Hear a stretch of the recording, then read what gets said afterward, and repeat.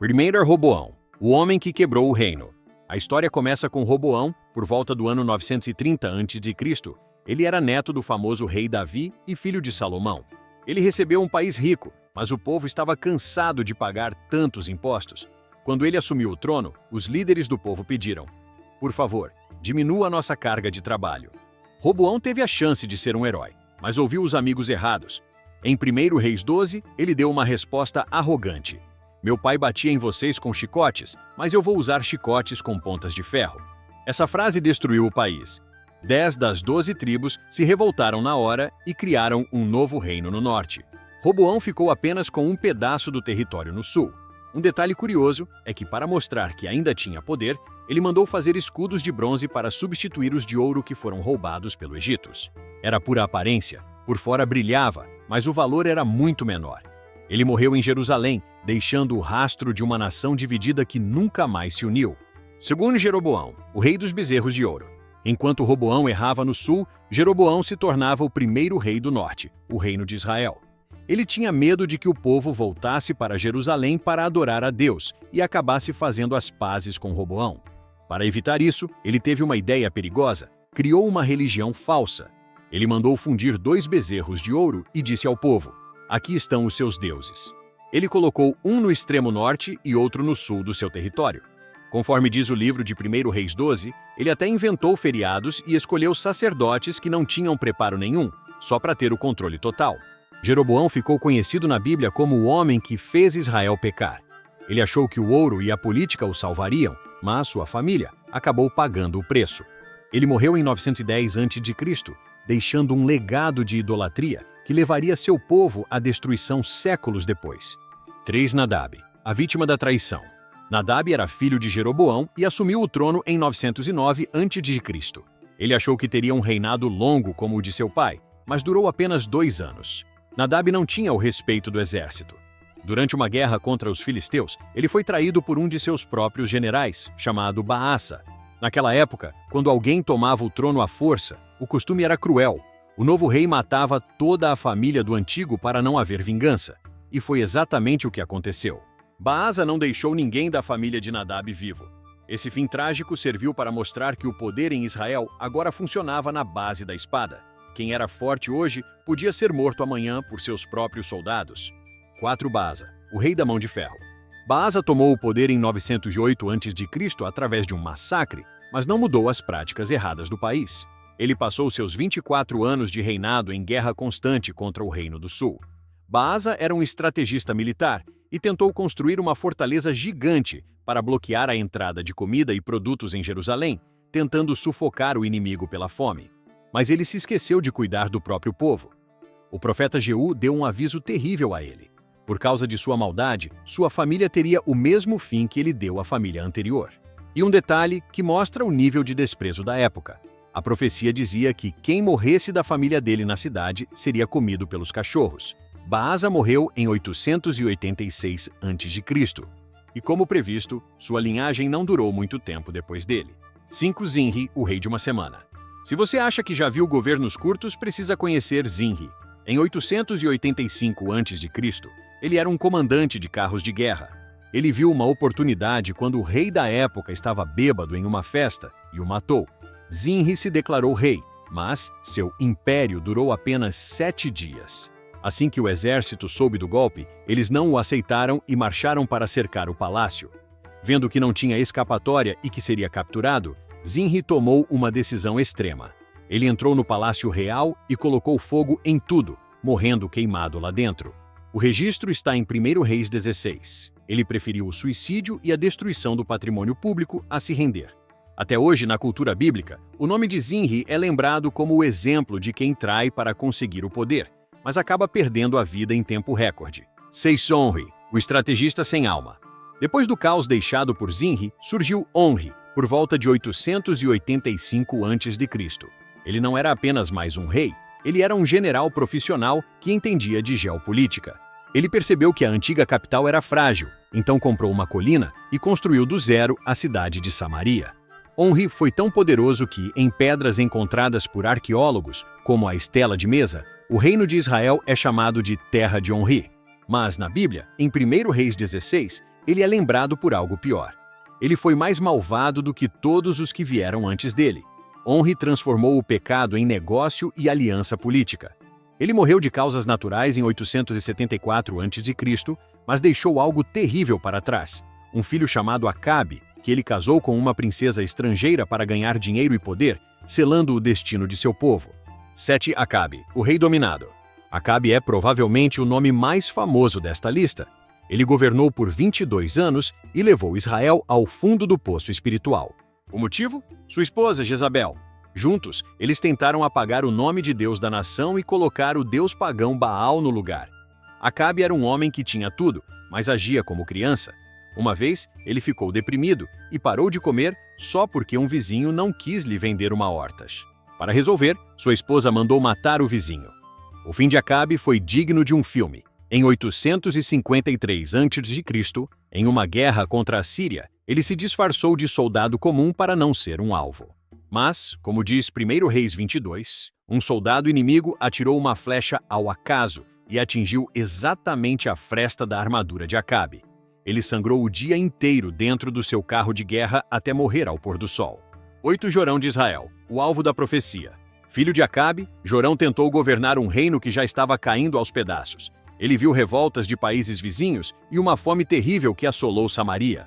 Em 841 a.C., enquanto se recuperava de feridas de guerra, ele foi surpreendido por um de seus generais, Jeú, que vinha em sua direção em alta velocidade com um carro de guerra. Jorão perguntou: "A paz, Jeú?" A resposta foi um não, seco.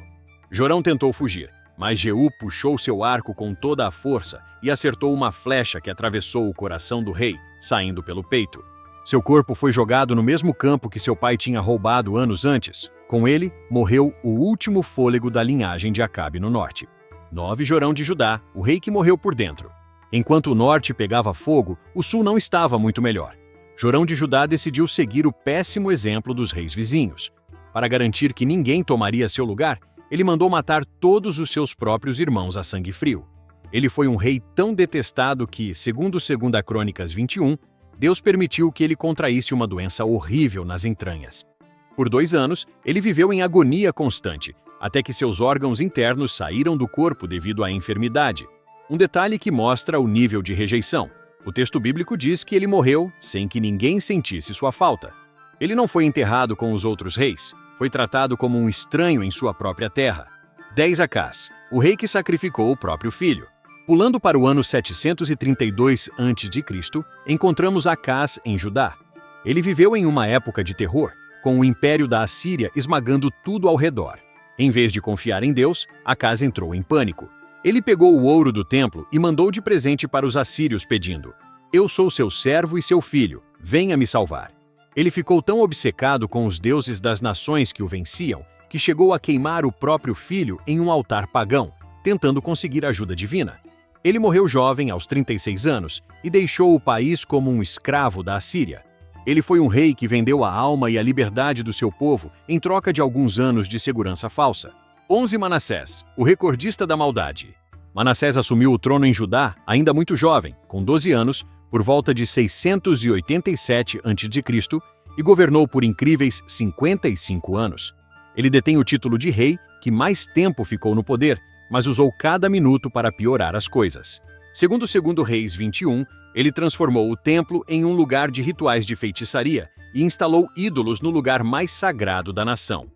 Um detalhe sombrio: a tradição histórica diz que ele mandou executar o profeta Isaías, serrando-o ao meio. Ele foi tão longe na crueldade que a Bíblia diz que ele encheu Jerusalém de sangue de uma ponta à outra. Mas houve um choque de realidade. O exército da Assíria o capturou e o levou para a Babilônia, usando ganchos enfiados em seu nariz. Embora ele tenha tentado mudar no final da vida, o estrago já estava feito. O povo tinha se tornado tão corrupto que não havia mais volta para a nação. 12. Amon, o seguidor cego. Filho de Manassés, Amon assumiu em 642 a.C. e parece não ter aprendido nada com o sofrimento do pai. Ele ignorou qualquer sinal de arrependimento e mergulhou fundo na idolatria novamente. Seu reinado foi curtíssimo e violento, durando apenas 2 anos. Amon era tão impopular e governava de forma tão terrível que seus próprios oficiais do palácio formaram uma conspiração e o assassinaram dentro de sua própria casa. Um fato curioso é que, naquela época, o povo ficou tão furioso com a traição dos oficiais que matou todos os assassinos do rei e colocou o filho dele, o pequeno Josias, no trono. Amon morreu como uma sombra do pai, sem brilho e sem legado. 13 Jeoacás, o rei de 100 dias. Com o cenário internacional fervendo, Jeoacás foi escolhido pelo povo para governar em 609 a.C., mas o mundo agora era dominado por potências como o Egito e a Babilônia. Ele teve apenas 3 meses para sentir o peso da coroa. O faraó Neco, do Egito, não gostou de sua liderança e o removeu à força. Jeoacás foi levado como prisioneiro para o Egito, carregado de correntes. O livro de 2 Reis 23 conta que ele nunca mais voltou para casa e morreu em terra estrangeira. Ele foi o primeiro rei de Judá a morrer como um prisioneiro de guerra no exílio, mostrando que o tempo dos reis independentes tinha acabado. 14 Joaquim, o rei que perdeu tudo. Joaquim assumiu o trono como um fantoche das grandes potências por volta de 608 a.C. Ele era conhecido por sua arrogância e por construir palácios luxuosos enquanto o povo sofria com a guerra. Quando o rei Nabucodonosor, da Babilônia, cercou Jerusalém, Joaquim se rendeu rapidamente. Ele foi levado para o cativeiro babilônico junto com os tesouros do templo. Curiosamente, arqueólogos encontraram recibos de entrega de óleo e comida na Babilônia que mencionam o nome dele, provando que ele viveu o resto da vida como um pensionista de luxo no palácio do inimigo, vendo de longe sua nação ser saqueada e destruída. 15 Zedequias, o trágico fim de uma era. O último nome da nossa lista é Zedequias, que governou de 597 a 586 a.C. Ele foi colocado no trono por Nabucodonosor, mas tentou uma rebelião desesperada. O resultado foi o cerco mais terrível da história de Jerusalém. Depois de 18 meses de fome e doenças dentro da cidade, as muralhas caíram. Zedequias tentou fugir no meio da noite por um túnel, mas foi caçado como um animal pelos soldados babilônios. O que aconteceu a seguir é de arrepiar. Nabucodonosor ordenou que os filhos de Zedequias fossem mortos na frente dele. Logo depois, os soldados furaram os olhos do rei. Ele foi levado para a Babilônia cego, tendo como última imagem mental a morte de sua família. Jerusalém foi incendiada e o Templo de Salomão virou cinzas. Estudar os 10 piores reis da Bíblia nos mostra uma verdade dura. O poder sem propósito e sem ética sempre termina em ruína. Cada um desses homens teve a chance de mudar o curso da história, mas preferiram o egoísmo, a ganância e a violência. Eles não perderam apenas seus tronos, eles perderam a alma e o futuro de seu povo. A trajetória desses reis é um lembrete eterno de que grandes lideranças não são medidas por quanto tempo duram ou por quanto ouro acumulam, mas pela integridade que deixam como herança. No fim das contas, a história não perdoa quem coloca seu orgulho acima do bem comum. Que esses relatos nos sirvam para entender que o verdadeiro sucesso nunca será construído sobre o sofrimento alheio ou sobre a mentira.